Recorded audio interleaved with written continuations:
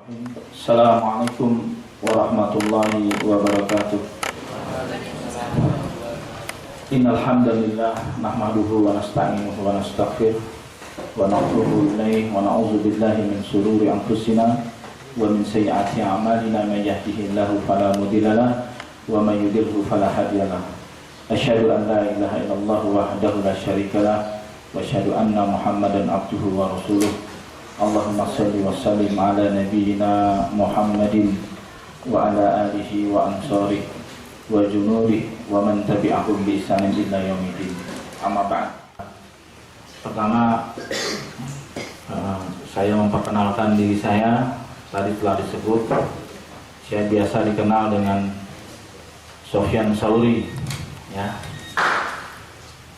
Kalau di media suka nulis namanya Abu Jihad al-Indonesia atau Abu Ayas al-Indonesia. Jadi saya pernah menjadi narapidana terorisme selama 10 tahun di penjara. Bahkan baru 7 bulan saya baru keluar. Ditahan pada tahun 2010, mendekam di dalam penjara, terus mengajukan pembebasan bersyarat, dapat potongan dan sebagainya. Saya hanya menjalankan 6 tahun penjara. Jadi udah ngalahin Bang Toyib. Kalau Bang Toyib 3 kali lebaran, 3 kali puasa, nggak pulang-pulang. Saya 6 kali 6 puasa, nggak pulang-pulang. Kalau dihitung-hitung lebarannya kena 7 kali. 7 kali lebaran, 7 kali puasa. Ya, di dalam, tetapi ala kulli hal, semuanya khair, jadi sebuah kebaikan, insya Allah. Jadi yang pertama, adik-adik, para asatidz yang dirahmati dan dicintai oleh Allah Subhanahu wa Ta'ala, mungkin saya akan sedikit bercerita, berbicara tentang isu terorisme hari ini. Itu tidak bisa lepas daripada isu global saat ini. Semua ada pemicunya.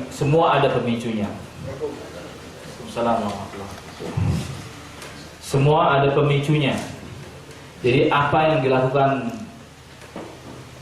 oleh sebagian daripada kaum muslimin, oleh para mujahidin hari ini, sebetulnya adalah bentuk reaksi daripada adanya aksi ketidakadilan dunia kepada dunia Islam.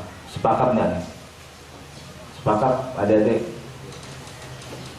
Karena ketidakadilan dunia kepada umat Islam. Di antara ketidakadilan terhadap umat Islam yaitu tentang qadiyatul kubra.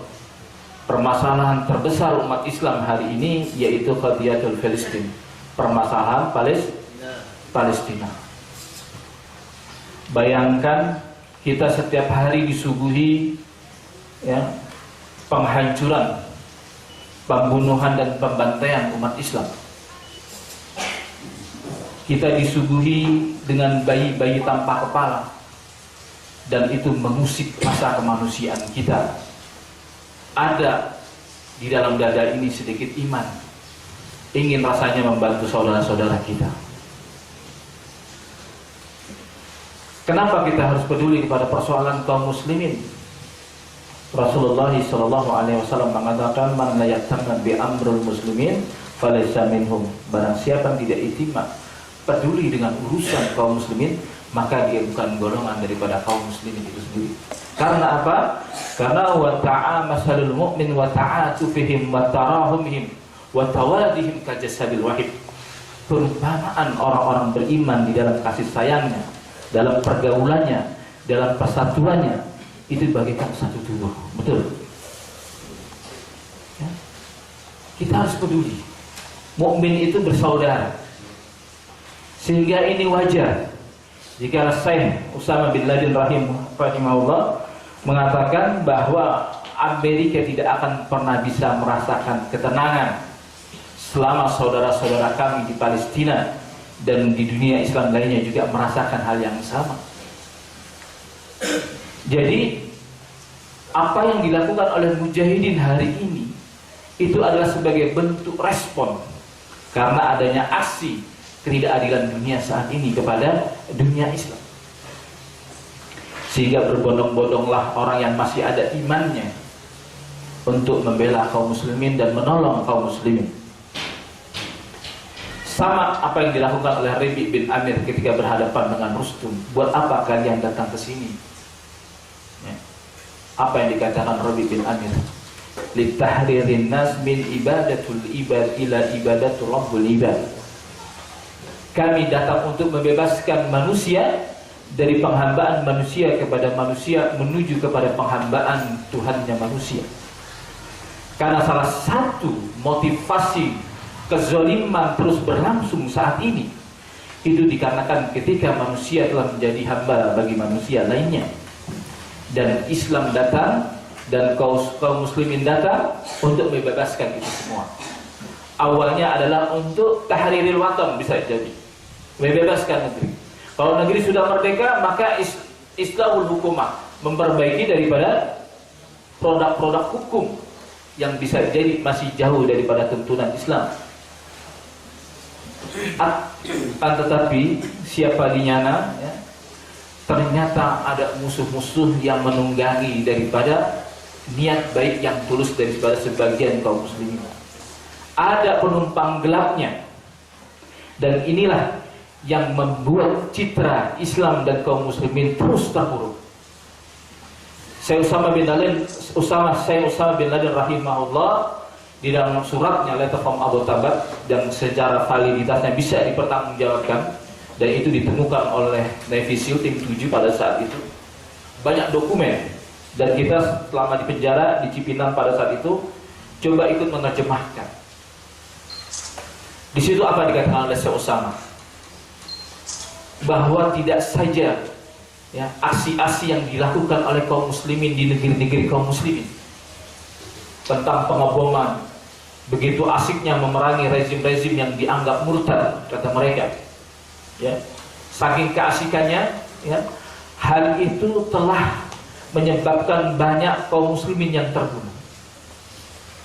Kata Syekh Usama, hal itu tidak saja kita bertanggung jawab di hadapan Allah Subhanahu wa ta'ala atas tertumpahnya darah seorang mukmin, tapi kita juga menanggung yang namanya tasfiyah, pencitraan dan tasawur gambaran Islam yang buruk. Sehingga oleh Syekh Abu Musab Asy'ari dalam dakwah muqawamahnya, ya, dikatakan bahwa perlawanan, kegagalan jihad melawan rezim yang dianggap murtad itu telah mengalami kegagalan. 14 eksperimen. Karena memang bisa jadi jauhnya kita dari tuntunan syar'i, dan logika ini tidak bisa diterima oleh umat Islam. Dan dia tidak pernah menjadi jihadul ummah, jihadul sya'ab, yang didukung oleh masyarakat dan didukung oleh umat Islam. Dan kita menanggung tasfiyah pencitraan Islam yang buruk. Dan ini menjadi biang kerok daripada kekalahan kaum muslimin. Karena ketidakadaan visi dan misi politik. Untuk apa kita mengangkat senjata? Logika apa yang bisa kita pertanggungjawabkan di hadapan umat? Ini yang menjadi biang kekalahan umat Islam. Kita juga bertanggung jawab di hadapan Allah terhadap tertumpahnya darah seorang mukmin. Allah Subhanahu wa ta'ala mengatakan, wa may yaqtul mu'minan muta'ammidan fajazaohu jahannam khalidan fiha wa ghadaballahu alaihi wa la'allahu wa a'adda lahu 'adaban 'azima. Barang siapa yang membunuh seorang mukmin muta'ammidan, secara sengaja, fajazaohu jahannam, maka balasannya adalah neraka jahanam, khalidan fiha, tinggal selama-lamanya.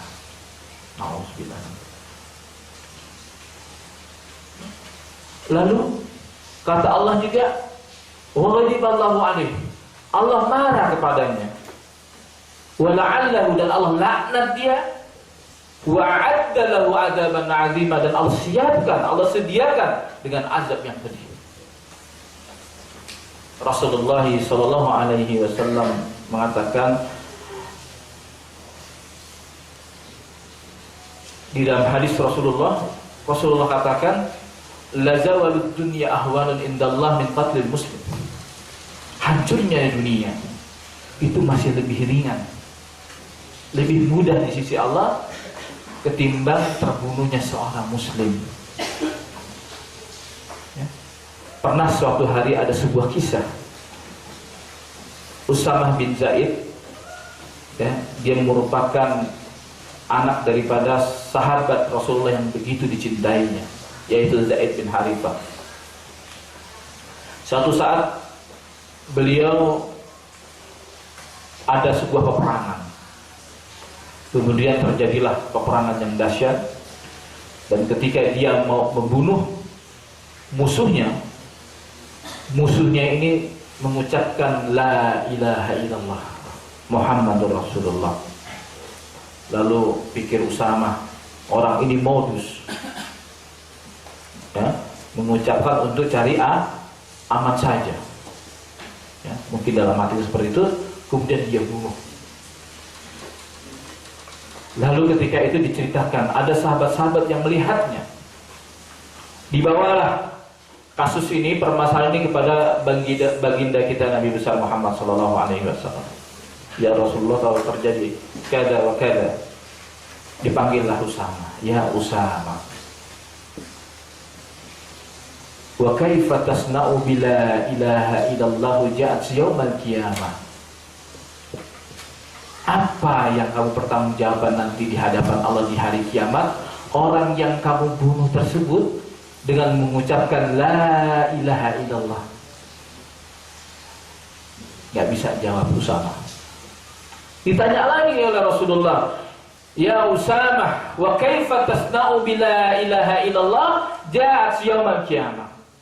Apa pertanggungjawabanmu di hadapan Allah nanti? Orang yang kamu bunuh tersebut datang dengan membawa la ilaha illallah. Gak bisa jawab Usamah. Aghfirli ya Rasulullah, buatkan ampunan buatku ya Rasulullah. Gak dijawab oleh Rasulullah. Ditanya lagi sampai 3 kali, wa kaifa tasna'u bila ilaha illallah ja'at yaumal qiyamah. Apa yang kau pertanggungjawaban nanti orang yang kamu bunuh tersebut datang dengan membawa la ilaha illallah. Berat. Dan itu menjadi pertanggungjawaban pertama. Perkara yang pertama kali dihadapkan oleh Allah nanti di hari kiamat adalah urusan darah.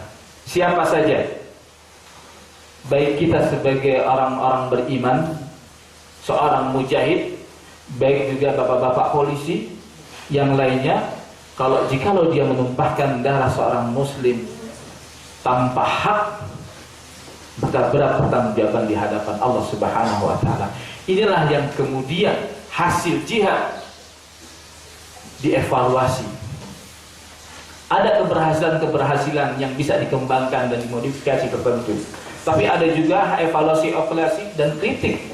Yang ketiga, hal itu membawa kemudaratan, bahaya bagi kaum muslimin itu sendiri. Maka ini dievaluasi kembali, bahwa tidak boleh mengadakan amaliyat atau operasi-operasi militer di negeri-negeri kaum muslimin. Karena dengan niat menghilangkan mudarat, dengan mendatangkan mudarat yang lebih besar, itu harus dihindarkan. Harus dihindarkan. Karena apa? Karena demikianlah para mujahidin hari ini yang tulus dan ikhlas untuk membela saudara-saudaranya harus menanggung citra buruk. Demikianlah jihad ini tidak pernah bisa menang kepada musuh-musuhnya karena dia melanggar hak-hak syar'i, ya, melanggar hak-hak adami, ya. Karena apa? Seorang muslim itu harus tunduk kepada 3 hal. Begitu kata di dalam dakwah maqam Abu Musa Al-Asy'ari, faqallahu asraf. Semoga Allah membebaskannya. Yaitu pertama, melihat aspek yuridis. Halal apa haram? Jadi dipikirin dulu. Oke, perbuatan ini halal. Lanjut, kita kerjakan. Yang kedua, aspek politik, ya, maslahat atau tidak. Oke, ini ada maslahatnya bagi umat Islam, bagi kita pribadi dan bagi umat Islam ada maslahatnya. Halal, ada maslahat. Yang ketiga, yang terakhir adalah imkaniyah, timing yang tepat. Niat halal, ada maslahatnya, tapi ketika timingnya tidak tepat, justru akan mendatangkan fitnah bagi kita semua. Dan seringkali karena begitu nafsu yang besar, tanpa pertimbangan timing yang tepat, kita sering binasa dibuatnya. Karena kecenderungan agama ini adalah dia memudahkan. Bukan berarti kita ingin memudah-mudahkan, tapi agama ini pada dasarnya mudah. Untuk itulah kenapa Allah Subhanahu wa taala memberikan kepada kita yang namanya rukhsah, keringanan, dispensasi. Allah memberikan ampunan. Allah Subhanahu wa taala juga memberikan yang namanya keringanan-keringanan yang lainnya. Karena kecenderungan agama ini adalah meringankan.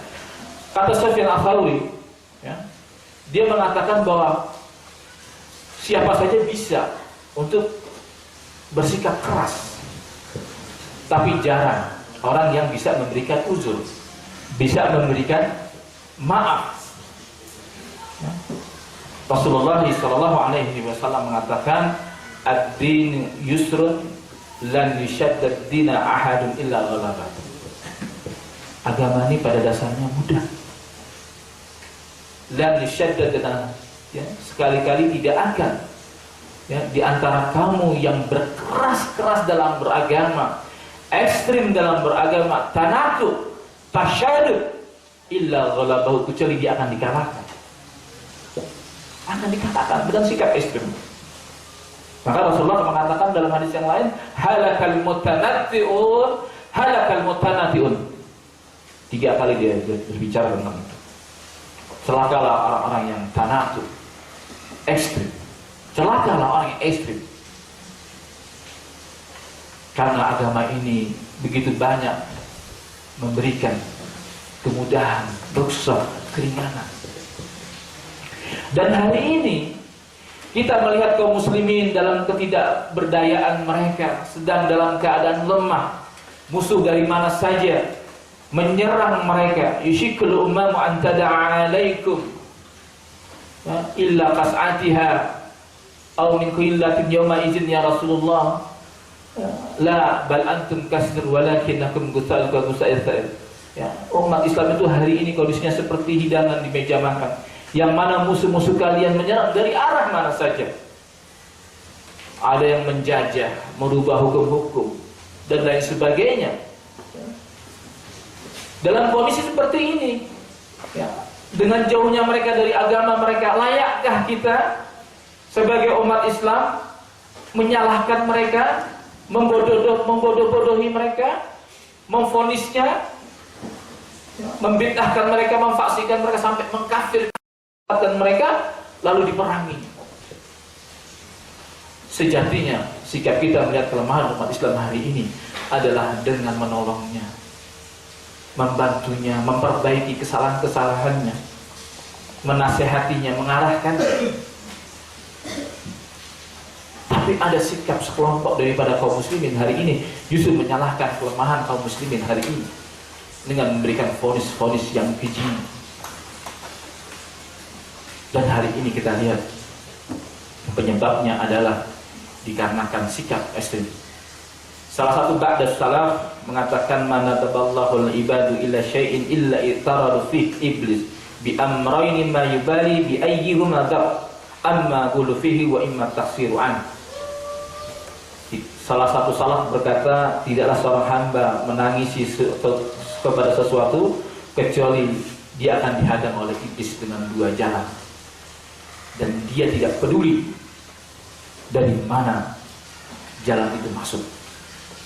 Amma ghulu fihi, apakah dia dengan sikap-sikap hulu, berlebih-lebihan, atau al-tuksiruan, atau dengan mengurang-ngurangi. Saya khawatir, ya, orang-orang yang terlalu tekstual, orang-orang nususiun, terjebak kepada sebuah nas, salah kaprah di dalam memahami teks-teks Al-Quran tanpa dipadukan dengan dalil-dalil yang lain, kita malah justru jatuh kepada kebinasaan. Tekstual tanpa mencoba bertanya. Makanya perlunya ada para asatid di sini adalah untuk apa? Untuk belajar ketauladanan, belajar adab, belajar akhlak. Bagaimana ustadz-ustadz ini ketika dihadapkan kepada permasalahan-permasalahan kontemporer, bagaimana sikap dia? orang yang bijak, dia akan mengatakan ada pendapat A, ada juga pendapat B. Kalau saya berpendapat ini. Makanya ulama tidak pernah dalam perkara-perkara yang tidak ada di dalam nas, dalam perkara-perkara yang sifatnya banyak dibangun istihadiyah, dia akan mengatakan azunnu kada, saya menyangkanya demikian, ar-ra'yu kada, saya berpendapat demikian. Ini sikap adab, dan dia tidak akan berdusta atas nama Allah. Allah tidak mengatakan apa-apa di dalamnya, dia mengatakan, Allah mengatakan ini halal, ini haram, ini boleh, ini tidak boleh. Pendapat yang lain salah. Padahal dalam matan hadis iftirak, Ibnu Taimiyah mengatakan bahwa kasirun mas'alatuddin mabdiyun ghalabatudzon. Banyak permasalahan agama itu dibangun dengan ghalabatudzon. Makanya untuk itu ulama beristihad, baik dalam perkara usul maupun perkara huruf. Dalam masalah pokok-pokok agama ataupun masalah cabang. Maka nggak pernah berdusta misalnya, dan ini sangat dikecam oleh Allah Subhanahu wa taala, wa man azlama mimman iftara 'ala Allahil kadhiba. Siapa yang lebih zalim, orang yang mengatakan berdusta atas nama Allah, padahal Allah nggak mengatakan kayak begitu. Contoh misalnya kajian-kajian yang ta'amuk, yang sebetulnya persoalan-persoalan yang pelik, yang tidak semua orang bisa memberikan fatwa, tapi dengan cerobohnya ada sebagian daripada kaum muslimin sampai kepada pendapat yang qat'i katanya. Dia klaim bahwa ini adalah ijma'. Apa yang diijma'kan? Kafirnya polisi dan tentara, ansor tauhid secara takyid. Dalilnya apa? Dalilnya dia pakai dalil-dalil umum. Misalnya dia pakai dalam surat Al-Qasas ayat 8 dikatakan, inna fir'auna wa hamana wa junudahu makanu khatiin. Sesungguhnya Fir'aun, Haman, perdana menterinya, wa junudahuma, dan para bala tentaranya, kanu khatiin, adalah orang-orang yang salah. Makanya Ibnu Taimiyah mengatakan salah satu di antara aslul khawarij, pokok daripada pemikiran khawarij adalah haitsu intalaqa ila ayatin nuzila fil kafirin wa ja'aluha ilal muslimin. Jadi ayat di mana yang seharusnya ditujukan, khitabnya ditujukan kepada orang-orang kafir, dia pakai ayat-ayat ini untuk menghantam kaum muslimin.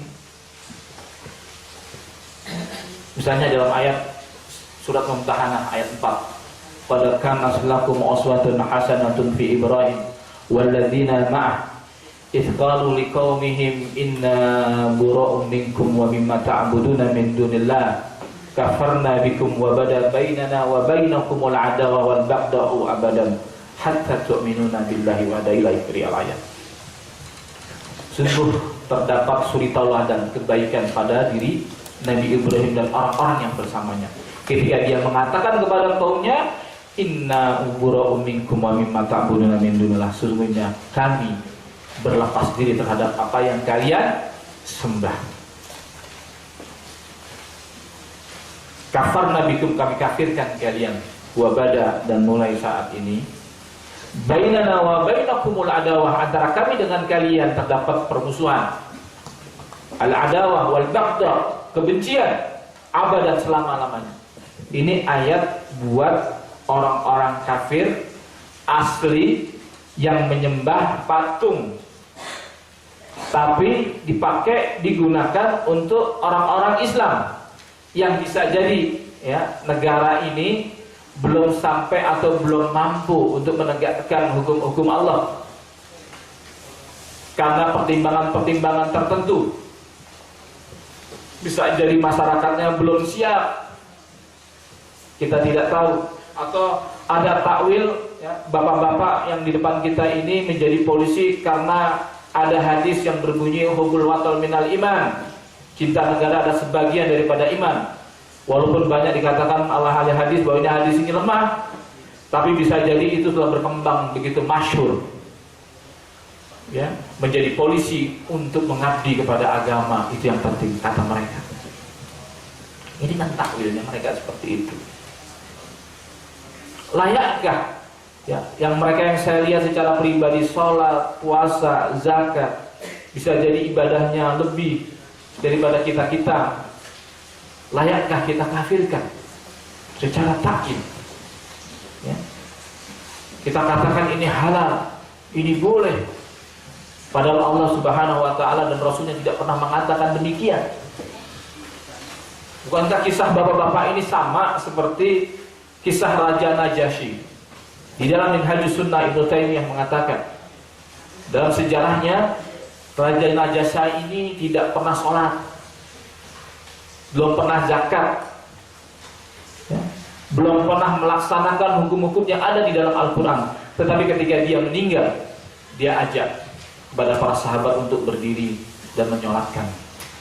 Ada saudara kalian orang soleh dari Habasah yang meninggal dunia. Ya. Berbeda dengan orang yang menentang, dengan orang yang belum menegakkan. Ini yang harus diperhatikan. Sehingga dari itu semua kita tidak jatuh kepada kehuluan, ya, di dalam mengkafirkan kaum muslimin yang justru banyak membinasakan para aktivis Islam hari ini. Saya musuh khawatir, ya, saya justru merasa khawatir bahwa sikap-sikap ekstrim tersebut justru bisa digunakan oleh musuh-musuh Islam. Untuk apa? Untuk dihancurkan, terutama adalah aktivis pro syariat. Ya, karena sikap ekstrim di dalam beragama itu berbanding lurus dengan kepentingan para musuh-musuh kita. Dalam sejarah dikatakan bahwa terbunuhnya Utsman bin Affan, terbunuhnya Ali bin Abi Thalib, apa kesalahan mereka? Ada yang tahu tidak di sini? Ada yang tahu? Ali dulu deh. Ali bin Abi Thalib menantu Rasulullah, suami daripada anak Rasulullah, Fatimah binti Muhammad. Apa kesalahannya? Karena masalah tahkim, tahakum, ya, tahakum bitawagib, ya, diterangkan hukum kepada manusia, dikafirkan dan kemudian dia dibunuh. Ini permasalahan. Padahal itu bukan sebuah dosa. Begitu juga Utsman bin Affan. Utsman bin Affan menyelisih daripada sunnah Rasulullah. Ketika dia berada di Mekah, dia tidak menjamak salatnya. Utsman bin Affan, ya, menantu Rasulullah juga, ya, dia tidak dijamak salatnya. Dia menyelisih daripada sunnah. Berarti dia membenci sunnah. Berarti dia tidak ikut kepada ittiba kepada Rasul. Dia juga tidak perang Badar. Dia juga tidak perang Uhud. Ketika Baitur Ridwan, dia juga tidak ada. Didebatlah oleh anak-anak muda, ya, yang baru tumbuh jenggot, ya, yang digambarkan oleh Rasulullah sebagai sudah asnan wa sufahu ahlam, anak-anak muda yang berpikiran pendek. Ini juga yang mengkafirkan Ali yang di kemudian hari. Mereka nggak sadar dijadikan sebagai proksi, ditunggangi, dikotapsi oleh musuh-musuh Islam untuk apa? Untuk membuat khalifah Utsman dan Ali. Dan hari ini virus-virusnya menggejala di Suriah. Ya. Apa asal khawat yang kedua? Bi annahum yukafiruna bidzanbi. Mereka mengkafirkan karena sebab dosa. Dosa apa yang dilakukan oleh Ali? Karena dia tidak berhukum dengan hukum Allah. Ini hukmu illa lillah. Maka generasi Khawarij pertama dinamakan muhakimah. Dia juga disebut sebagai Khawarij Az-Zariqah, Nafi bin Azraq, ya. Siapa saja yang tidak berhukum dengan hukum Allah, maka dia kafir. Faman lam yahkum bima anzalallahu faulaika humul kafirun. Barang siapa yang tidak berhukum dengan hukum Allah, apa yang Allah turunkan, maka dia termasuk orang-orang kafir. Dia pakai ayat-ayat ini untuk mengkafirkan kaum muslimin. Maka katanya bi annahum yukafiruna bidzanbin wa yatakiduna dzanban ma laisa bidzanbin. Mereka meyakini sebuah dosa yang sebetulnya bukan dosa. Itu bukan dosa, itu bukan kesalahan. Itu boleh dalam Islam. Bahkan di dalam surat An-Nisa, ketika saya bermasalah dengan istri saya ribut, misalnya ada konflik, ya, kemudian untuk menyelesaikannya tidak bisa berdua, kemudian saya memilih Pak Ustadz untuk menjadi hakam untuk menyelesaikan persoalan saya agar selesai dengan istri saya. Ini namanya tahakum, dengan niat menjadi mediasi, menjadi mediator. Kali-kali aja ada solusi. Nah, Ali bin Abi Thalib dibunuh cuma gara-gara seperti ini, karena menjaga darah kaum muslimin. Dia tidak sampai hati ya antara Muawiyah yang juga kaum muslimin dan Ali di satu sisi saling berperang menumpahkan darah cuma gara-gara urutan darah Utsman. Tetapi ketika Ali menjadikan Abu Musa al-Asy'ari menjadi hakam, dia dituduh telah menerima tahkim. Dikafirkanlah Ali bin Abi Thalib. Dan hari ini kaum muslimin yang terjadi adalah dikafirkan karena sebab dosa dan meyakini bahwa dosa yang sebetulnya bukan dosa. Contoh adalah isti'anah bil kufar, ya, menerima bantuan dari orang-orang kafir. Ijma mengatakan bahwa menerima bantuan dari orang-orang kafir itu tidak dosa, tidak salah, tidak haram, selama hal itu tidak mengikat. Betul. Silakan belajar dan kaji kembali. Tetapi kaum muslimin di Suriah hari ini, ya, yang berbeda dengan yang namanya Daulah Islamiyah atau ISIS, dikafirkan oleh sebab ini. Dan sekarang pemikirannya mulai merambah kepada kaum muslimin hari ini. Kita bagaimana berpengalaman di dalam penjara bersama ikhwan-ikhwan yang lain yang terjebak kepada pemikiran gulufi takfir, ya, itu sudah saling mengkafirkan. Ya, kita dikafirkan, Pak, cuma gara-gara misalnya saya duduk dengan Bu Fatimah di sini, ya, saya berduduk dengan Bapak polisi, dianggapnya apa? Saya antek-antek. Padahal kita ingin memberikan penerangan, memberikan dakwah, ya, menggambarkan ini loh, agar kita menjauhi daripada sikap-sikap gulu, sikap-sikap mengkafirkan kepada kaum muslimin. Ini adalah sebuah nasihat bagaimana, ya, berbahayanya kaum muslimin hari ini, ya, sampai kemudian satu sama lain saling membunuh, saling mengkafirkan. Dan ini adalah musibah agama buat kita semua. Dan ini yang menyebabkan kaum muslimin hari ini tidak pernah mencapai tujuannya untuk menegakkan kalimatillah. Karena apa? Karena yang diajarkan adalah kebencian, permusuhan, memecah belah daripada kaum muslimin itu sendiri. Ini yang terjadi, adik-adik. Dan makanya untuk itu, ya, perlu kiranya kita belajar terus bagaimana sebetulnya sih, ya, para asatid ini ketika mendapatkan sebuah masalah, bagaimana sikap dia di dalam melihat perbedaan, ya kan, adabnya bagaimana, itu kita pelajari. Sehingga kita tidak terjebak kepada pemahaman-pemahaman tekstual. Sebaliknya kita juga tidak memudah-mudahkan di dalam agama ini, ya, sehingga terjebak kepada pemikiran-pemikiran jil. Akidah Ahlussunnah wal Jamaah adalah akidah tawasud. Dia berada di tengah-tengah antara sikap ekstrim dan sikap memudah-mudahkan. Nah, ya, pengalaman kita di dalam penjara, bagaimana teman-teman, ya, sedikit berbeda, dia vonis, kalian kafir, kalian tidak yakfur bitauhid, tidak mengkafirkan tauhid. Ya, dia klaim sebagai perkara ini adalah perkara ijma, padahal bukan ijma di dalamnya, tapi diklaim. Lalu pakai konsekuensi, lazimul qaul atau lazimul madzhab. Ya, man lam yukafir au syakka fi kufrihi. Ini kaidah Ahlussunnah, tapi suka diklaim.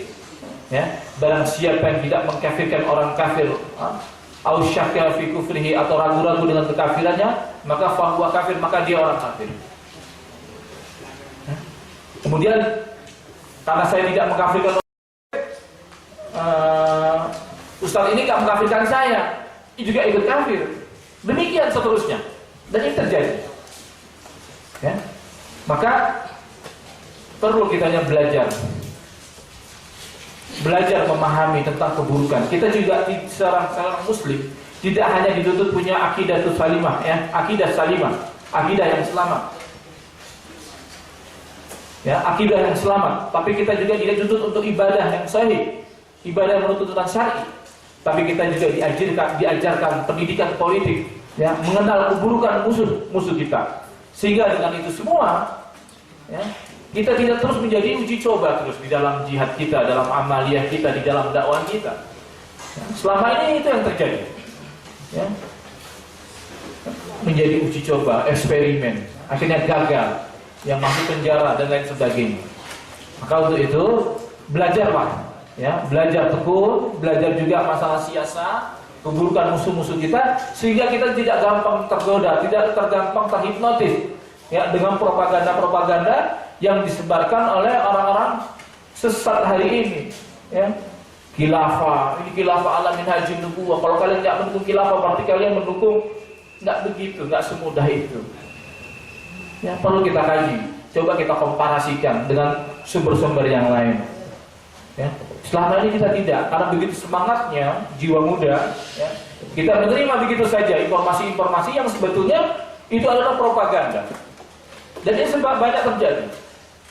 Akhirnya saya melihat, ya, ada anggota polisi, ya, hijrah, bagus hijrah, ingin menolong agama Islam, menolong kaum muslimin. Tapi karena nggak selektif, tidak paham keadaan sesungguhnya, dia tertipu. Dia berangkat, dia ajak anak istrinya, tetangganya, ponakannya, semuanya, dibawa semuanya. Padahal di sana untuk dijadikan umpan saja. Ini terjadi oleh ISIS. Maka untuk itu saya menyarankan kepada adik-adik semuanya, para asatidz, untuk tidak bosan-bosan memberikan arahan-arahan kepada para santri-santrinya untuk tidak cepat-cepat terburu-buru mengambil sebuah keputusan. Pertimbangkan baik-baik, tanyakan kepada orang-orang yang bijak, mengkomparasikan sebuah dalil, jangan terpaku kepada satu dalil saja. Ya, bisa jadi ada kebenaran di pihak orang lain. Ya. Sikap-sikap, ya, keras kepala, sikap-sikap mau menang sendiri itu harus dihilangkan dari diri kita sendiri. Tadi Ustaz sudah mengajarkan kepada kita untuk menjaga akhlak Islamnya.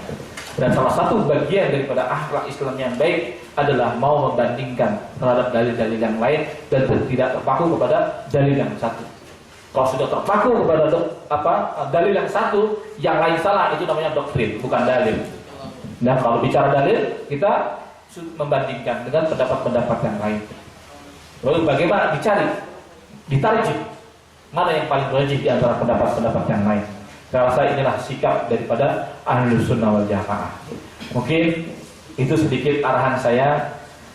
Nanti kita akan buka seksi tanya jawab kepada adik-adik, para asatidz juga boleh bertanya mulai perkembangan saat ini. Demikian dari saya. Billahi taufiq wal hidayah. Wassalamualaikum warahmatullahi wabarakatuh.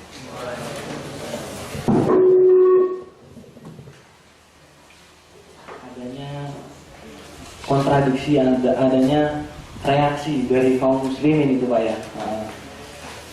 Yang saya tanyakan, kan ini kita kan sama-sama muslim nih Pak ya. Kita sama-sama menjalankan agama Islam yang kita punya pemahaman yang berbeda-beda mungkin ya. Standar kepahamannya berbeda-beda gitu Pak ya. Dan mungkin ada yang memahami kalau hukum syar'i yang ini seperti ini, ada yang ini seperti ini, ada yang ini seperti ini, gitu kan ya. Kalau umpamanya kita dengar di media sosial nih Pak ya, jadi yang sudah beredar banyak tuduhan nih Pak ya.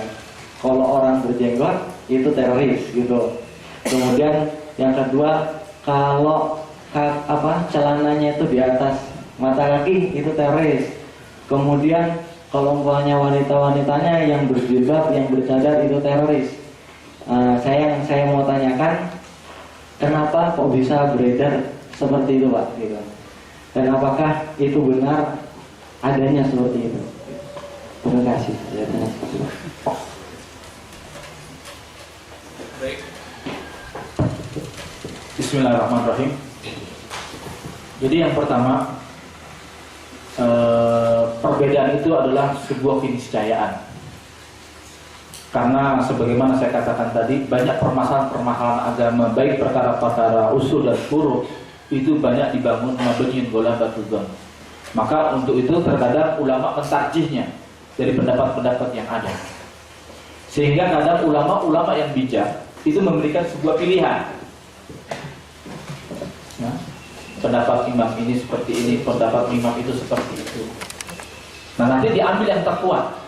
Mana? Itu namanya tarjih. Maka sebetulnya saya agak menyayangkan, ya menurut saya ya, itu orang-orang yang anti bermazhab.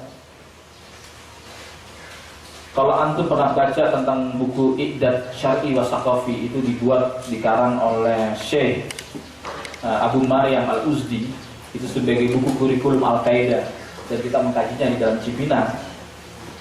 Itu dijelaskan tentang mazhab. Jadi mazhab itu bukan seperti pandangan persepsi orang-orang Syiah atau orang-orang Sufi, bahwa mazhab itu dalam rangka ta'abbudi dan rangka peribadatan, cara beribadah, mengikut aliran thariqat dan sebagainya. Itu kan beda dialiri oleh kalangan para Sufi. Tapi mazhab itu adalah babun min tartibil ilmi, dia pintu daripada pintu ilmu, madkhal, masuknya. Bagaimana Imam Syafi'i? Misalnya Imam Syafi'i cara istinbat, bagaimana dia mengambil sebuah dalil atau beristidlal, berdalil atau memahami sebuah dalil. Misalnya Imam Syafi'i punya metode Al-Quran, As-Sunnah, Ijma' dan Qiyas. Itu diakui dalam Syafi'i. Tapi kan Imam Ahmad beda lagi. Al-Quran, kemudian Sunnah, ya. Lalu kemudian ketiga Ijma', yang keempat adalah hadis doi. Dia nggak pakai roi, dia pakai hadis doi daripada pakai roi. Kalau Imam Maliki, Al-Quran, Sunnah, Ijma', amalan penduduk Madinah itu adalah dalil. Itu cara bermadzhab itu seperti itu.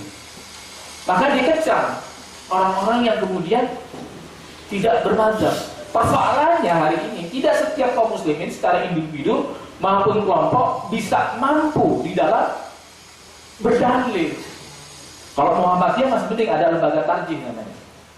Ya, ada tarjih. Persis juga pakai tarjih. Tapi mereka orang-orang yang memang menguasai fikih dan usul fikih.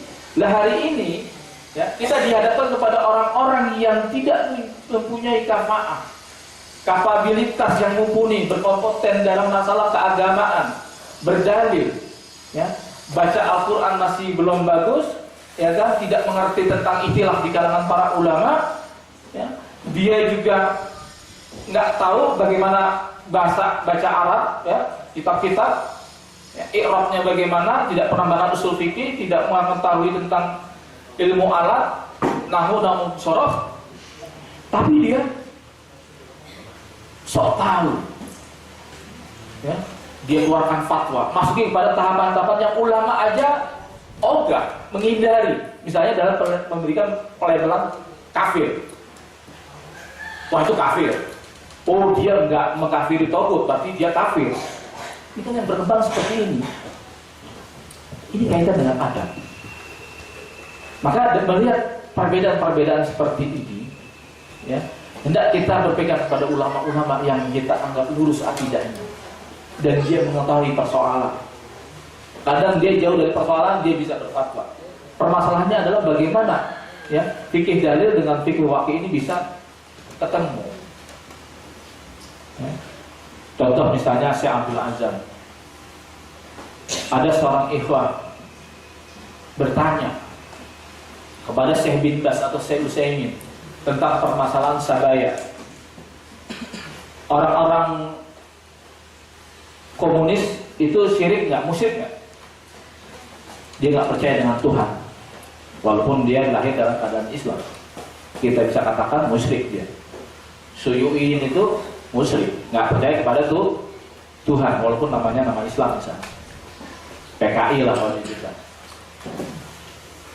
Nah, ketika perang antara Afghanistan mujahidin dengan pemerintahan boneka Rusia, Itu istri-istrinya bagaimana statusnya daripada tentara-tentara Afghanistan yang komunis. Karena minta fatwanya kepada Syekh bin Baz, dia kasih fatwa boleh orang musyrik ya istrinya musyrik semuanya. Tapi kata Syekh Abdul Azzam rahimahullah mengatakan tidak boleh. Saya katakan saya larang. Karena apa? Karena Syekh bin Baz jauh dari medan perang. Nggak layak dia nggak mengetahui wakil, tidak mengetahui persoalan. Maka kadang di Nahdlatul Ulama itu ada yang namanya Ba'sul Matair. Itu ada metode yang dalam kaidah fikih itu yang namanya tahqiqul manat. Ini katanya haram, masa jelas. Rijsun min amil syaitan fajatan ibuna anak Islam. Minuman keras haram, masa jelas. Tapi faktanya maka disebut dengan tahqiqul manat. Diteliti dulu, benar nggak ada alkoholnya, benar nggak haram.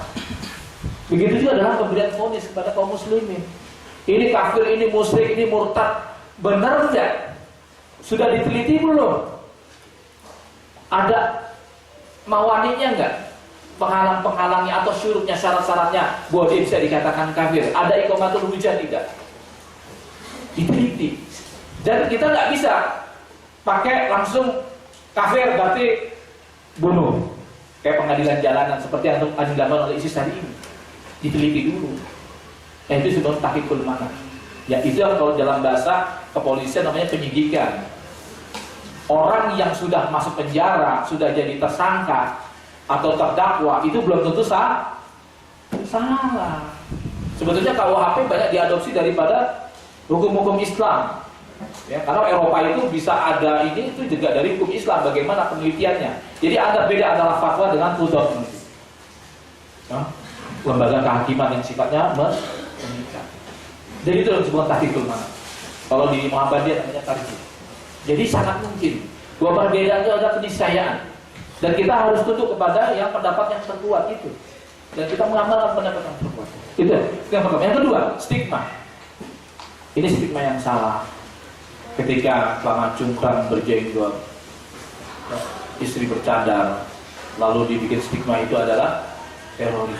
Saya termasuk korban daripada stigma. Gara-gara saya punya status teroris, istri saya itu diusir sampai 5 kali dari warga. Sampai hari ini saya masih merahasiakan saya ini siapa. Karena kalau warga tahu, saya bisa diusir lagi. Sementara kalau saya diuji oleh Allah kayak begitu, saya jarang ngadu curhat gitu. Tapi kalau mentok-mentok pernah. Saking mentoknya diusir, nggak punya uang, diusir oleh warga. Ada warga yang tahu bahwa istri saya adalah istri teroris. Saya diusir. Saya di dalam penjara. Bagaimana mau saya? Saya telepon aja orang Densus, tolongin istri saya. Akhirnya datang Densus. Kasih pengertian ke Pak RT, ke Pak RW, bahwa ini Pak Sofyan ini sudah baik, sudah ini. Saya korban. Itu. Tapi tetap warga nggak mau tahu. Sofyan harus ini istrinya harus pergi, nggak boleh di sini. Ya akhirnya kita pergi. Ya, ini tidak boleh. Makanya saya ya datang ke sini ya untuk bagaimana menghilangkan stigma itu. Ya, bahwa kita mantan-mantan teroris yang sudah sadar tidak lagi untuk perbuatan-perbuatan yang merugikan umat Islam hari ini. Itu coba persoalan kita hari ini adalah bagaimana kita bisa kembali kepada masyarakat. Gitu. Karena hal itu sangat menyakitkan anak-anak kita, istri-istri kita ya, yang kemudian harus menderita akibat perbuatan kita. Gitu. Dan itu kalau seandainya di lingkungan kita ada orang berjenggot celana cungkrang, mengaku sebagai seorang aktivis, tapi dia nggak mau sholat di masjid. Nah ini bolehlah kita sedikit curiga. Kenapa? Masjid-masjid diror, ya, akan ada kayak begitu, haram. Nah ini nggak boleh. Istri kita bercadar, tapi kita nggak pernah kenal masjid, sholatnya di rumah. Benar nggak kayak begitu? Enggak. Sholat di masjid bersama kaum muslimin. Ini salah satu kritikan, ya. Kenapa kita nggak pernah menang? Karena kita selalu terisolasi di tengah masyarakat kita. Karena kita juga kesalahan kita. Kita tidak memberikan keteladanan. Al-qudwah qabla dakwah, memberikan keteladanan sebelum kita mengajar. Hendaknya kita sebagai seorang itu menjadi suri tauladan di tengah masyarakat kita, di tengah-tengah lingkungan kita menjadi suri tauladan, mencontohkan yang baik, mengarahkan masyarakat kita, mendakwahi mereka, yang insya Allah mudah-mudahan mereka menjadi pendukung dakwah kita. Betul. Jangan justru mengambil sikap mengisolasi diri, mengkafir-kafirkan masyarakat, menyalahkan masyarakat, membita-bitakan, kita tidak memberikan arahan, tidak memberikan dakwah yang sunnah bagaimana, ya, malah kita menyalah-nyalahkan, kita sholat di rumah, ya, acuh, melengos, gak tegur salam, padahal agama mengajarkan kita afus salam bainakum, sebarkan salam di antara kalian. Ngapain gua kasih salam? Dia aja gak jelas akidahnya. Kayak gitu. Kan ada sikap-sikap kayak gitu. Nah ini gak boleh, ya, insya Allah. Jadi mudah-mudahan stigma-stigma buruk, ya, karena jamaah tabligh juga sama fisiknya sama kita, celana cungkrang, jenggotan, ya kan? Oke. Sudah mau asar ya?